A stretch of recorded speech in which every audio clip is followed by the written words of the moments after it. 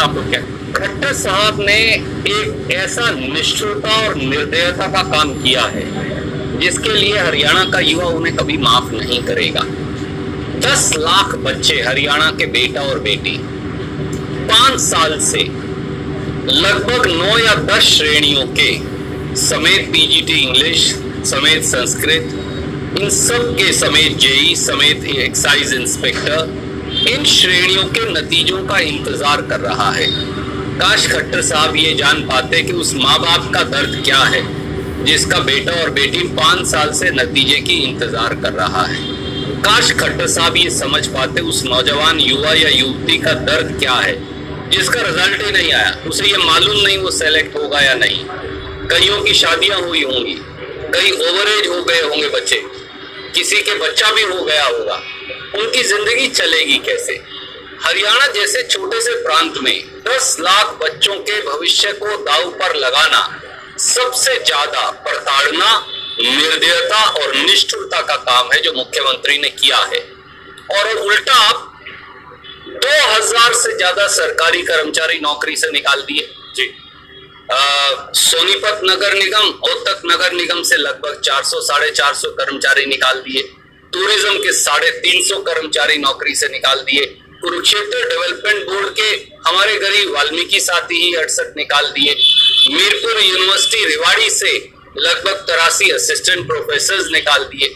आए दिन नौकरियां बर्खास्त कर रहे हैं, नहीं दे नहीं रहे, नौकरी पर बंदी लगा दी और बच्चों के भविष्य पर भी बंदी लगा दी और जिसकी रोटी है वो छीन रहे हैं। सरकार का काम रोटी छीनना नहीं, पेट पर लात मारना नहीं, रोटी देना है।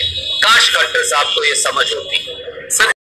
और आप जैसे निष्पक्ष पत्रकार और मेरे जैसे लोग आए दिन भारतीय जनता पार्टी के ये लांछन सहते हैं। जिस प्रकार से सर आपको भी खट्टर साहब हर रोज जुबान में मैं उसका जिक्र भी नहीं कर सकता। खट्टर साहब हमें हर रोज गालियां देते हैं। क्या मुख्यमंत्री का काम गालियां देना है? जी, मुख्यमंत्री का काम प्रदेश चलाना है। हम बड़ी विनम्रता से फिर कहते हैं, आप बुजुर्ग हैं, आपकी 65, 66, 70 साल के करीब उम्र है, हमारे लिए बहुत बुजुर्ग हैं, आप बड़े पद पर हैं, प्रदेश के मुख्यमंत्री हैं, मेरे मुख्यमंत्री भी हैं, राजनीतिक विरोध हो सकता है। मुख्यमंत्री का काम है सेवा करना, गालियां देना नहीं। काश मुख्यमंत्री खट्टर ये बात समझ पाते।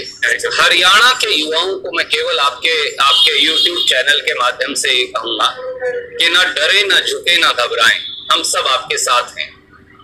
ये ठीक है कि दुष्यंत चौटाला जी सत्ता के मोह में खट्टर साहब की ड्योढ़ी पर भेंट चढ़ गए हैं जो युवाओं की बात करते थे, पर हम सब आपके साथ हैं और ये संकल्प है कि आपकी आवाज बनेंगे, युवाओं की आवाज बनेंगे, उनकी समस्याएं और पीड़ा को उठाएंगे और खट्टर साहब को युवा बेरोजगार बेसहारा की ड्योढ़ी पर झुकाएंगे। आपको याद होगा ये सबसे पहले मुद्दा उठाया था। बिल्कुल, खट्टर साहब ने, दुष्यंत चौटाला जी ने कहा 24 घंटे में पेमेंट कर देंगे और फिर 25 तारीख के बाद की पेमेंट 10 मई तक रोक दी। 7 मई को मैंने फिर या 8 मई को फिर मुद्दा उठाया और कहा तेरे वादे का क्या हुआ खट्टर सरकार? तो फिर कुछ दिन की पेमेंट कर दी, फिर रोक दी। किसान ने पहले तो 3 बार ओलावृष्टि की, बेमौसमी बारिश की मार सही, एक फूटी कोड़ी मुआवजा खट्टर साहब ने नहीं दिया, ना प्रधानमंत्री बीमा स्कीम का कोई 1 पैसा मिला।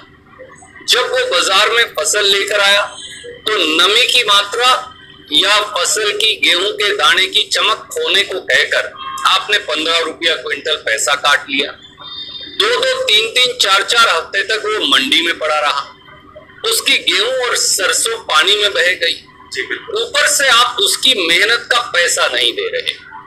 शायद खट्टर साहब जानते नहीं, जब किसान और नौजवान और मजदूर खड़ा हो जाता है तो 50 करोड़ के हवाई जहाज में बैठने वाला व्यक्ति भी अर्श से फर्श तक का सफर तय करने में देर नहीं लगाता।